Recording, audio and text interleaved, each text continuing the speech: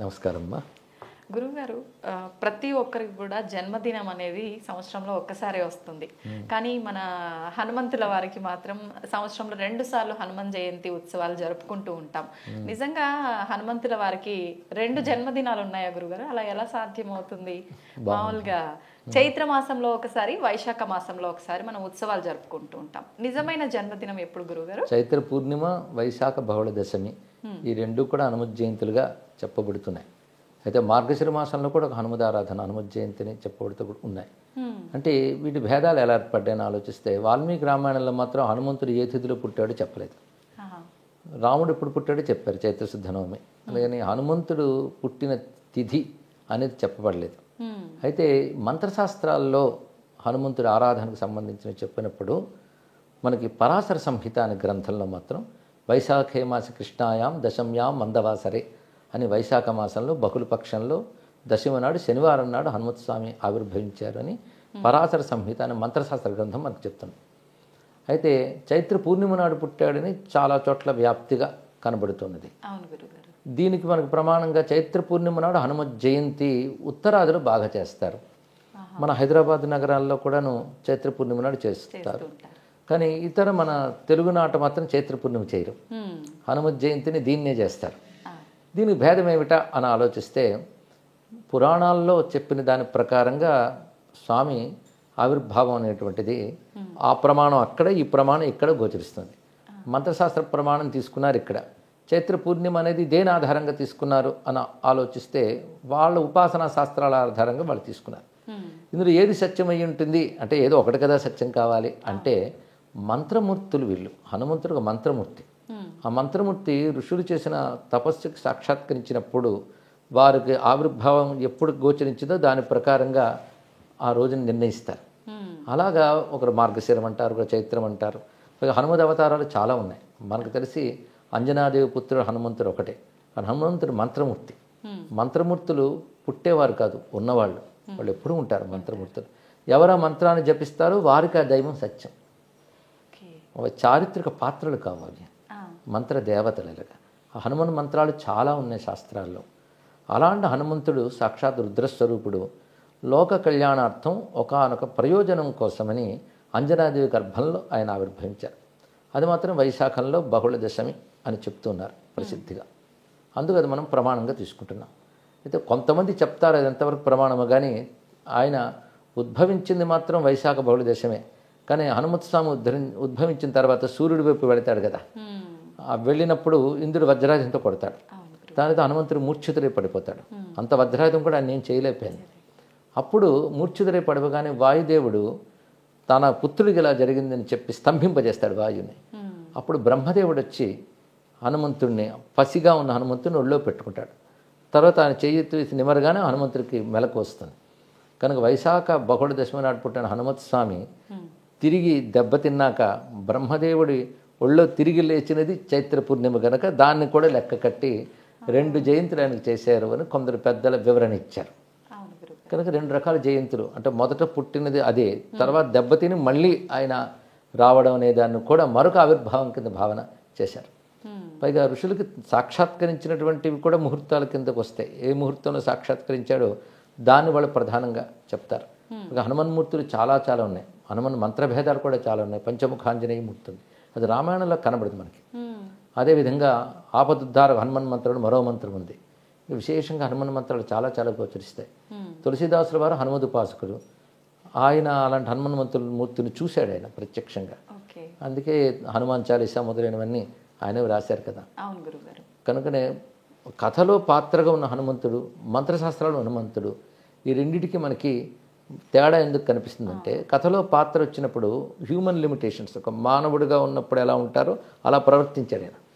మంత్రదేవతలు వాళ్ళకి ఆ పరిమితులు ఉండవు, వాళ్ళ స్వరూపంతో సంచరిస్తుంటారు. అయితే ఒక మంత్రదేవతే ఆవిర్భవిస్తుంది. అవతారం అనేది దేన్ని అనాలంటే ఒక మంత్రాది దేవత, ఎప్పుడూ ఉండే మంత్రాది దేవత లోక కళ్యాణం కోసం రూపం స్వీకరించినప్పుడు అవతారం అంటారు. అలాగే రాముడు అంతే, ఆయన సాక్షాత్ నారాయణుడు. రామతారక మంత్రం వేదాల్లో ఉంది. ఆ తారక మంత్ర దేవతే దశరథ పుత్రుడిగా ఆవిర్భవించాడు. మనకి రామకథ ఆయన మానవుడికి వచ్చిన కానీ మనందరికీ తెలిసింది. హనుమంతుడు కూడా అంజనాదేవికి పుత్రుడిగా కలిగాడు ఆయన. ఉమ్, అంతకుముందు ఆయన మంత్రదేవత ఎప్పుడూ ఉండేవాడే. ఉండేవాడు. అయితే మంత్రదేవత అవతరిస్తే గొప్పతనం ఎలా ఉంటుందంటే మామూలు మాల్లాగే తిరుగుతున్నట్టు కనబడతారు, కానీ ఆ మంత్రశక్తి వాళ్ళు చేసే పనుల్లో కనబడుతుంటుంది. ఆ, ఓకే. అంటే హనుమంతుడు ఉన్నాడు అంటే పంచముఖాంజనేయుడు అంటాం. అవును. 5 ముఖాలు అంటే ఒకటి వానర ముఖం, ఒకటి సింహముఖం, మూడవది గరుడ ముఖం, వరాహ ముఖం, హయగ్రీవ ముఖం. 5 వదనాలు. 5 వదనాలతో భూమి మీద ఆయన తిరగలేదు, ఆయన వానర వదనంతోనే తిరిగాడు. మరి పంచముఖాంజనేయుడు ఎందుకంటే పంచముఖాంజనేయ మంత్రం ఉంది, ఆ మంత్ర దేవత మాత్రం 5 ముఖాలకు ఉంటుంది. ఆయన హనుమంతుడిగా వచ్చినప్పుడు మామూలు వానర వదనంతోనే ఉన్నాడు, కానీ ఆయన చేసిన పనుల్లో 5 దేవతా లక్షణాలు కనబడతాయి. అవునా గురువుగారు? అంటే వానరుడు పుట్టుకతోనే వానరుడు. ఇక నరసింహ స్వరూపం అంటే రాక్షస సంహారం చేసినప్పుడు ఆయన నరసింహుడిలాగా విజృంభించాడు. గరుత్మంతుడి స్వరూపం అంటే ఆయన వేగంలో ఎగిరేటప్పుడు గరుత్మంతుడు కూడా ఎందుకు పనికిరాడన్నారు. అవును. అందుకు గరుత్మంతుడి స్వభావం కూడా ఆయన చూపించాడు. అలాగే వరాహస్వామి స్వభావం కూడా చూపించాడు. వరాహస్వామి సముద్రంలో మునిగిపోయిన భూమిని ఉద్ధరించాడు. అలాగే హనుమత్స్వామి శోక సముద్రంలో సీతమ్మను ఉద్ధరించాడు. ఉద్ధరించడమే వరాహతత్వం. అది ఆయన పనులు అది చూపించాడు. హయగ్రీవ స్వామి అంటే సర్వవేదముల యొక్క మూర్తి, ఆయన జ్ఞానం. హనుమంతుడు కూడా అంత గొప్ప జ్ఞాని, అందుకే అక్కడ హయగ్రీవ లక్షణం చూపించాడు. అంటే ఒక మంత్రదేవత అవతరించినప్పుడు ఆ మంత్ర లక్షణాలు చూపిస్తాడు అనమాట. అలా హనుమంతుడు అంటేనే ఆపదుద్ధారకుడు, ఆపదల నుంచి ఉద్ధరిస్తాడు, కార్యసిద్ధి ప్రదాత. ఇలాగ హనుమంతుడి మంత్ర విశేషాలు సుమారు ఒక 27 మంత్ర విశేషాలు ఉన్నాయి. ఆ 27 మంత్రమూర్తులు సుందరకాండలో మనకు గోచరిస్తారు, ఆయన చేసిన పనుల్లో కనబడతారు. కానీ మంత్రదేవతలు అవతరించినప్పుడు మంత్ర లక్షణం వాళ్ళ చేతల్లో చూపిస్తారు. అందుకే మనం చేతలు వింటూ ఉన్నా చదువుతూ ఉన్నా ఆ మంత్రశక్తి మనకు వస్తుంది. అందుకే హనుమత్ కథ, రామకథ కేవలం ఒక ఉత్తమ పురుషుల కథ మాత్రమే కాదు, అది మనం పారాయణం చేయడం వల్ల మహిమను చూస్తున్నాం. మహిమ మంత్రం వల్ల వస్తుంది. అంటే ఆ మంత్రము అవతరించి చేసే పని వల్ల అది మనం చదువుతూ ఉండడం వల్ల మంత్రశక్తి ప్రభావం మనపై చూపించి మహిమ కనబడుతుంది. హనుమత్ స్వామి యొక్క జయంతి విషయంలో ఇటువంటి 2 భేదాభిప్రాయాలు ఉన్నాయి. అయితే ఈ మీమాంసల కంటే ఎవరు ఏది ప్రమాణంగా ఆ జయంతిని చేసినప్పటికీ వారికి ఆ ఫలితం లభిస్తుంది కనుక 2 చేసుకోవచ్చు కూడా, తప్పేం లేదు. అయితే పరాశర సంహిత మంత్రశాస్త్ర ప్రకారం మాత్రం వైశాఖ బహుళ దశమని స్వీకరిస్తాం. అంటే ఈరోజు మనం మాట్లాడుకుంటున్న ఇది దాని గురించే, అందుకే వైశాఖ బహుళ దశం మనం స్వీకరించామన్నమాట. అయితే హనుమత్ స్వామిని ఉపాసించడం, ఆయన నామాన్ని స్మరించడం, ఆయన కీర్తిని మనం స్తుతించడం, ఇవన్నీ ఒకవైపు అయితే హనుమంతుని వ్యక్తిత్వాన్ని పరిశీలించడం చాలా అవసరం.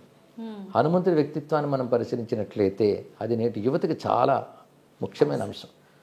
స్వామి వివేకానంద ఒక మాట అంటాడు అప్పట్లోనే, భారతీయ యువత హనుమంతుని ఆదర్శంగా తీసుకోవాలి అని. ఎందుకంటే ఒక పర్సనాలిటీ ఎలా ఉండాలి అనేది హనుమంతుల్లో చూడాలి. ముఖ్యంగా శారీరకంగా గొప్ప బలవంతుడు, అది కావాలి కదా. ఫస్ట్ ఫిజికల్ ఫిట్నెస్ చాలా ముఖ్యం, అది మన ఆదర్శంగా తీసుకోవాలి.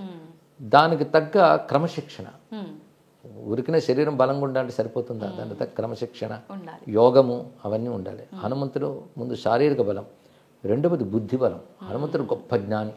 హనుమంతుడు మాట విని రామచంద్రమూర్తి ఆశ్చర్యపోతాడు, ఇతడు బాగా చదువుకున్నాడు, అనేన బహుధాశ్రుతం, అనేక జ్ఞానం శాస్త్రములు తెలిసి. అంటే మాట బట్టే అతను ఏం చదువుకున్నాడు చెప్పారంటే రాముడు ఇంకెంత గొప్పవాడో ఆలోచించండి ఇక్కడ. హనుమంతుడి మాట బట్టి ఇతడు 4 వేదాల్లో నిష్ణాతుడు, సర్వశాస్త్రముల్లో పారంగతుడు, రాజనీతి తెలిసినవాడు అని అప్పుడే రాముడు పోల్చుకున్నాడు. హనుమంతుడు ప్రతి ప్రవర్తనలో అతని జ్ఞానం కనబడుతుంది. అందుకే సీతమ్మతో హనుమంతుడు మాట్లాడుతూ ఒకటి అంటాడు, హనుమానతి విఖ్యాతో లోకే స్వేనైవ కర్మణ, నా పనుల వల్ల నాకు హనుమంతుడిని పేరు వచ్చిందమ్మా అన్నాడు ఆయన. అంటే హనుమాన్ అంటే జ్ఞానవాన్ అని అర్థం, గొప్ప జ్ఞాని, గొప్ప మాటకారి అని అర్థం. హను అంటే దవడలు, మంచి దవడలు ఉన్నవాడంటే గొప్పగా మాట్లాడతాడని అర్థం. ఆయన తల చాలా గొప్పదండి అంటే అర్థం తల గొప్పదని కాదు, జ్ఞానం గొప్పదని అర్థం. అలాగే అవయవాన్ని పేర్కొన్నారంటే అవయవానికి సంబంధించిన శక్తిని పేర్కొన్నారు. హనువులు అంటే దవడలు, దవడల నుంచి వాక్కు వస్తుంది. అందుకే వేదమంత్రాల్లో కూడా వాక్కు గురించి చెప్తూ అధరాహను పూర్వ రూపం, ఉత్తరాహను ఉత్తర రూపం, వాక్ సంధానం జిహ్వా సంధి అనే మంత్రం వస్తుంది. ఉపనిషత్తుల్లోనే వస్తుంది. ఇక్కడ అంటే అరణి అని ఉంటుంది, మథనం చేస్తారు యజ్ఞాగ్ని, కిందన ఒక చెక్క పెడతారు, పైన ఒక చెక్క పెడతారు, మథనం చేస్తే అగ్ని వస్తుంది. అలాగే కింద దవడ పై దవడ మధ్యలో 4 అనుసంధానం, దాని నుంచి పుట్టిన అగ్ని వాక్కు అని చెప్పారు. కానీ హనువుల నుంచి పుట్టే వాక్కుని హనుమాన్ అన్నారు. హను అంటే దవడల, అందుకే వాక్కు ఆయన దగ్గర ఉన్న గొప్ప విషయం. వాల్మీకి కూడా హనుమంతుడి గురించి చెప్పాడు, వాక్యకోవిద అన్నాడు. గొప్ప మాట్లాడతాడు అంటే గొప్పగా మాట్లాడంటే అర్థం మాట్లాడగలిగితే జ్ఞానం ఆయన దగ్గర ఉందని అర్థం. కనుక వాక్ అంటే జ్ఞానం వ్యక్తీకరింపబడితే వాక్ అవుతుంది. హనుమాన్ అంటే జ్ఞానవాన్ అని అర్థం. ఓకే. కానీ హనుమాన్ అంటే జ్ఞానస్వరూపుడు. ఈ రహస్యం తులసీదాస్కు తెలుసు కనుకనే జయ హనుమాన్ జ్ఞానగుణసాగర్ అన్నాడే. కానీ హనుమంతుడి దగ్గర ఉండేది రెండవది జ్ఞానం, శారీరక బలంతో పాటు. అది మూడవది ఏమిటి అంటే జ్ఞానాన్ని వినియోగించే పద్ధతి. జ్ఞానం ఊరుకుని తెలుసుకుంటే ఏం లాభం, అది వినియోగింపబడాలి. అంటే ప్రవర్తనలో కనబడుతుంది, ఎక్కడెక్కడ ఎలా ప్రవర్తించాడు, కార్యాన్ని ఎంత సానుకూలపరుస్తాడు, ఇవన్నీ కూడా చూపిస్తాడు. అది మూడవది. ఇక నాలుగవది ఉపకార బుద్ధి. హనుమంతుడు ఏది తన కోసం చేసుకోలేదు. రాముడిని ఆశ్రయించిన వాళ్ళందరూ వాళ్ళ ప్రయోజనాలు రాముడి నుంచి పొందారు, కానీ హనుమంతుడు ఏది ఎవరిని అడగలేదు, పొందలేదు, తాను అందరికి ఇచ్చాడు. అదే మెచ్చుకున్నాడు వివేకానంద. మనలో అటువంటి ఉపకార బుద్ధి, త్యాగ బుద్ధి ఉండాలి. లోకక్షేమం కోసం పనిచేశాడు ఆయన. రామకార్యం అంటే లోకక్షేమమే. పైగా ఇన్ని ఉంటూ కూడా అహంకారం ఎక్కడ లేదు హనుమంతుడి దగ్గర. దాని రామదాసుడిని అత్యంత వినయంగా ప్రకటించుకున్నాడు. అన్ని గొప్ప లక్షణాలు. అలాంటి లక్షణాలు 8 తీసుకుని హనుమంతుడు 8 లక్షణాలు చెప్పారు మన వాళ్ళు. బుద్ధిర్బలం, యశో ధైర్యం, నిర్భయత్వం, అరోగత, అజాడ్యం, వాక్పటుత్వంచ హనుమత్ స్మరణాత్ భవేత్ అన్నారు ఇక్కడ. హనుమంతుడి దగ్గర ఇప్పుడు యువత నేర్చుకోవాల్సిన ధైర్యంగా ఉండడం, ఎప్పుడు కూడా బేలతనం రాకూడదు, దిగులు పడకూడదు, పైగా క్రమశిక్షణ కలిగి ఉండాలి. క్యారెక్టర్ హనుమంతుడి దగ్గర ఉన్నది అటువంటి గొప్ప క్యారెక్టర్ హనుమంతుడి. బ్రహ్మచారి అని అంటారు. దీనితో ఆంజనేయ స్వామి వారు ఎటువంటి నిగ్రహ సంపన్నుడు, విద్యావంతుడు, ఇలాంటి మనం వింటూ ఉన్న చదువుతూ ఉన్న మనలో క్యారెక్టర్స్ తప్పకుండా డెవలప్ అవుతాయి. ఎందుకంటే రోల్ మోడల్స్ అంటారు వీటిని. నేను చాలా కాలం ప్రవచనాలు మాట చెప్పేవాడిని. మీరు హీ మ్యాను, స్పైడర్ మ్యాను, బ్యాట్మ్యాను, ఆ మ్యాను, ఈ మ్యాన్ అంటారు, హనుమాన్ను పట్టుకోండి అంటూ ఉంటాను ఇక్కడ. ఆయన మన ఆదర్శంగా తీసుకుంటే కేవలం మిరాకిల్స్ చేయడం మాత్రమే కాకుండా ఇంతవాడు అంత అయిపోవడం, ఎగరడం, చిన్నప్పటి నుంచి ఉత్సాహం కలిగిస్తే మనకు కూడా. ఇవి అతిమానుష ప్రవర్తనలు అంటారు. సహజంగా మంత్రదేవత కనుక అది చూపించవచ్చు, అవి మనం చేయలేం, దండం పెడతాం. కానీ ఆయన యొక్క సద్గుణాలు మనం చేయగలం. అప్పుడు నిజమైన హనుమదారాధన అవుతుంది. కానీ హనుమత్ జయంతి అనే పేరుతో మనం హనుమత్ స్వామిని ఆరాధించాలి. ఆయన నామమే మంత్రం, అందులో సందేహం లేదు. అదేవిధంగా హనుమంతుని యొక్క చరిత్రను మనం పరిశీలించాలి, ఆ గుణగణాలను ఆదర్శంగా తీసుకోవాలి. కానీ హనుమంతుడు ఒక ఆదర్శమూర్తి, ఆరాధ్య స్ఫూర్తి. ఈ విధంగా మన హనుమంతుని గ్రహించాలమ్మ. ఇది జయంతి నాడు స్మరించుకుంటున్నాం. ప్రత్యేకించి ఆయనలో ఉన్న సద్గుణాలన్నీ పిల్లలకి రావాలి అని అంటే వాళ్ళు ఎటువంటి కార్యక్రమాలు చేయాల్సి ఉంటుంది గురుగారు? ప్రధానంగా మన రామాయణంలో, సుందరకాండలో హనుమంతుడి యొక్క గుణగణాలు ఎన్నో చెప్పారమ్మా. అవి ముందు మనం తెలుసుకుని పిల్లలకి తెలియజేయాలి.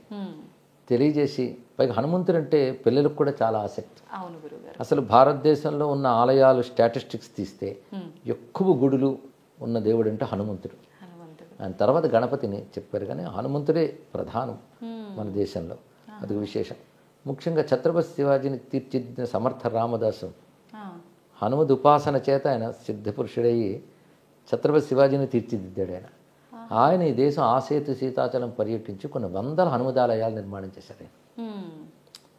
అవి ఇప్పుడు ప్రసిద్ధి చెంది ఉన్నాయి. ఆయన మహారాఠాకి చెందినటువంటి వారు, కానీ దేశమంతా కూడా పాద సంచారం చేసి ఈ దేశం బాగుండాలంటే మళ్ళీ హనుమత్ స్ఫూర్తి రావాలనే ఉద్దేశంతో ఆయన హనుమదాలయాలు చాలా పెట్టారు. అది కూడా మనకు పెద్ద కారణమైంది. రెండవది అంటే తులసీదాస్, అక్బర్ కాలం నాటివాడు తులసీదాస్. అంటే తులసీదాస్ తర్వాతే సమర్థ రామదాస్ గారు, కానీ తులసీదాస్ స్ఫూర్తి ఆయనకున్నది. తులసీదాస్ అయితే హనుమంతుని సాక్షాత్కారం పొందినవాడు. దాని చోటు కాశీలో నేటికి సంకటమోచన హనుమాన్ మందిరం ప్రసిద్ధి. ఆయనకి హనుమంతుడు కనబడ్డ చోటు అది. ఆయన హనుమాన్ చాలీసా ప్రసిద్ధి లోకంలో తులసీదాస్ గారు రచించిందిగా. ఇంకా సంకటమోచన హనుమాన్ స్తోత్రం, హనుమాన్ బహు చాలా రచాడు. ఇవన్నీ ఆయన అనుభవాలు, హనుమంతుడి ద్వారా ఆయన పొందిన అనుభవాలన్నీ కూడా. ఆ కాలంలో మరింత వ్యాప్తి చెందింది హనుమదారాధన. పైగా కలువు కపిహీన శాస్త్రం చెప్తుంది, కలియుగంలో మనల్ని అనుగ్రహించేటువంటి గొప్ప దైవం హనుమంత స్వామి అంటారు. పైగా హనుమంతుడు నేటికి ప్రత్యక్ష దైవం. నేటిగా హనుమంతుడు ఉన్నాడనే మనకి పురాణాలన్నీ చెప్తున్నాయి. హిమాలయాల్లో బదరికాశ్రమ ప్రాంతాల వద్ద గంధమాదన పర్వతం హనుమంతుని యొక్క చోటు. త్రేతాయుగంలో అక్కడ రాముడు అవతారం చాలించిన తర్వాత హనుమంతుడు అక్కడే ఉన్నాడు. మళ్ళీ భారతంలో ద్వాపర యుగంలో అక్కడ మన భీమసేనుడు చూశాడు ఆంజనేయ స్వామి వారిని. ఇప్పటికీ హనుమంతుడు గంధమాదన పర్వతంలోనే ఉన్నారు. ఆయన యోగ స్వరూపం గనక మామూలు నేత్రాలకు గోచరించారు, సిద్ధ భూముల్లో దర్శనమిస్తాడు తప్పకుండా. పైగా హనుమంతుడు సాక్షాత్ రుద్రస్వరూపుడు కనుక ఈశ్వర లక్షణాలు అనుకున్నాయి కాబట్టి మనం ఎక్కడ స్మరించినా ఆయన అనుగ్రహిస్తాడు. అంతేకాదు రామచంద్రమూర్తి అవతారం చాలించేటప్పుడు తనతో మసలిన వాళ్ళందరికీ కూడా ఆయన ఉత్తమ గతులు ఇచ్చాడు, సరియు నదిలోకి ప్రవేశింపజేసి. హనుమంతుడిని మాత్రం రానివ్వలే, ఎందుకంటే నువ్వు చిరంజీవి అయ్యా, ఉండాలి ఇంకా నువ్వు అన్నాడు. అది నీకున్నటువంటి వరం, అది నువ్వు చిరంజీవి, నువ్వు ఉండాలి అంటే హనుమంతుడు మాట అంటాడు, ఎంతకాలం నీ కథ భూమి మీద ఉంటుందో అంతవరకు నేను ఇక్కడ ఉంటానని చెప్పాడు. రామకథ ఇంకా ఉంది కనుక హనుమంతుడు ఇంకా ఉన్నాడు. అందుకే మన ప్రసిద్ధిగా ఎత్ర ఎత్ర రఘునాథ కీర్తనం తత్ర తత్ర కృతమస్తకాంజలి ఉంది. ఎక్కడెక్కడ రామకథ చెప్పబడుతుందో అక్కడ హనుమంతుడు ఉంటాడు ఏదో రూపంలో అని మన వాళ్ళ నమ్మకం, కొందరికి అనుభవం. అందుకే హనుమంతుడు నేటికి ఒక రూపంతో ఉన్నాడు, అనేక రూపాలతో గోచరిస్తుంటాడు కనుక ఆయన ప్రత్యక్ష దైవం అని అంటారు. ఈ యుగంలో తొందరగా అనుగ్రహించగలిగే శక్తి హనుమద్ ఆరాధనలో మనకు కనబడుతుంటుందమ్మా. అందుకే హనుమత్ జయంతికి అంత ప్రాధాన్యం. దేశమంతా చేస్తారు, సింధూర పూతలు, తమ్ములపుటాకు పూజలు, ఇవన్నీ కూడా పూజా విధానాల్లో హనుమంతుడికి ప్రీతిపాత్రమైనవని మంత్రశాస్త్రం మనకు చెప్తోంది. సుదర్శన సంహిత, అగస్త్య సంహిత, పరాశర సంహిత లాంటి మంత్రశాస్త్రాల్లో హనుమన్ మూర్తుల గురించి చాలా వర్ణించారు. హనుమన్ మంత్రాలు చాలా ఉన్నాయి. ఆ మంత్రాలను పద్ధతిగా సాధన చేసి సిద్ధి పొంది హనుమద్ దర్శనం, మహిమ పొందిన వాళ్ళు చాలామంది నేటికి ఉన్నారు. అటువంటి భక్తుల వల్లే భగవతత్వం వ్యాపిస్తుంది. అలాగే వ్యాపించింది కనుక ఇప్పుడు దేశమంతా ఈ జయంతులు, ఉత్సవాలు చక్కగా చేసుకుంటున్నారు. అయితే గురువు గారు, మామూలుగా మనము ఏది తీసుకున్నా ప్రతి ఒక్క భగవంతుని కూడా ప్రసాదంగా పెడుతుంటాం. కానీ హనుమంతుల వారిని చూసుకుంటే వడలు ప్రసాదంగా నివేదన చేయకుండా మాల రూపంలో వేస్తూ ఉంటారు. ఎందుకని గురువు గారు? అంటే భగవంతుడు ఒక్కటైనా అనేక దేవతా రూపాలతో ఉంటారు. ఒక్కొక్క దేవతకు ఒక్కొక్క ప్రత్యేకత ఉంటుందమ్మా. వాళ్ళకి నివేదించే పదార్థాలు, వాటికి విశేషాలు ఉంటుంటాయి. ఉదాహరణకి గణపతికి ఉండ్రాళ్ళు, సూర్యనారాయణుడికి పాయసం, ఇలా చెప్తారు. హనుమంతుడికి ఈ వడలు, అరటిపళ్ళు ఇవి చాలా ప్రసిద్ధి. ఇది మాలగా వేసి అలంకారంగా కూడా వేయడం ఏంటంటే మాల అనంతత్వానికి సంకేతం. అందుకు అది మాలగా సమర్పించుతూ అని మనం పరిమితంగా ఇచ్చినా అపరిమితంగా భావించాలనే ఉద్దేశంతో ఈ మాలా సమర్పణం కూడా చేస్తారు. ఓకే. అయితే గురువు గారు, ఇప్పుడు హనుమంతుల వారిది హనుమాన్ చాలీసా అయితే ఏంటి, చరిత్ర కూడా మీరు చదవమని చెప్పారు. ఇవి చదవాలి అని అంటే ప్రత్యేకమైన రోజు లేదంటే నియమాలు ఏమైనా పాటించాల్సి ఉంటుందా? మామూలుగా చరిత్ర చదువుకోవడం ఏ రోజైనా చదువుకోవచ్చమ్మా, వారిని నిరంతరం భావించవచ్చు. హనుమంతుడు మరొక విశేషం ఏంటంటే గ్రహబాధలు పోగొట్టే దేవతల్లో హనుమంతుడు, గణపతి ఇద్దరిని ప్రధానంగా చెప్పుకోవాలి. అందులో శనిగ్రహం, ఈ శని సంబంధమైన బాధలు ఉంటూ ఉంటాయి కదా, ఏలినాటి శని, అర్ధాష్టమి శని, ఇలాంటివి ఉన్నటువంటి వారిని నిగ్రహించాలంటే హనుమదారాధన చాలా విశేషంగా పనిచేస్తుంది అని పెద్దలు చెప్తూ ఉంటారు. దానికి కొన్ని కథలు కూడా చెప్తారు, శనిని నిగ్రహించడం హనుమంతుడి గొప్పతనం ఏమిటనేది. పైగా ఆయన పుట్టింది శనివారం. అందుకే శనివారం ఈ శని సంబంధమైన దోషాలు ఏమైనా జాతకాలను ఉంటే హనుమదారాధన చేసి, ఉదాహరణకు హనుమాన్ చాలీసా పారాయణ చేసుకోవడం, సింధూరం పెట్టుకోవడం, ఇలాంటి చేసినట్లయితే తప్పకుండా ఆ శనిగ్రహ జనితమైన దోషాలు తొలగుతాయని పెద్దలు చెప్తారు. ఎందరికి అనుభవం కూడా. మంగళవారం, శనివారం ఆయనకి ప్రధానంగా ప్రీతిపాత్రంగా చెప్తారు. ఓకే. ఎక్కువగా అంటే ప్రతి ఒక్క దైవానికి కూడా ఒకటే రోజు ఏదో ఒకటి పర్టికులర్ వారం అనేది ఉంటుంది కదా, ఎందుకని హనుమంతుల వారికి 2 వారాలు, మంగళవారం, శనివారం? సాధారణంగా ఆయన శనివారమే జన్మించాడు కనుక శనివారమే ప్రధానం. కానీ కుజగ్రహ దోషాలు పోగొట్టడంలో కూడా ఆయన గొప్పవాడు కనుక అది మంగళవార ఆరాధన చెప్తున్నారు. ఓకే. గురుగారు, చాలా మంది హనుమంతుల వారిని పూజించాలి అని అంటే మీరు చెప్పినట్టుగా ఇట్లాంటి శని బాధలు ఇలాంటివి ఉన్న వాళ్ళు హనుమంతుల వారి చుట్టూ ప్రదక్షిణలు చేస్తే బాగుంటుంది, అనుకున్న కోరికలు తీరుతాయి, ఇలాంటి దోషాలు పోతాయి అంటుంటారు. నిజంగా అది నిజమే అంటారా?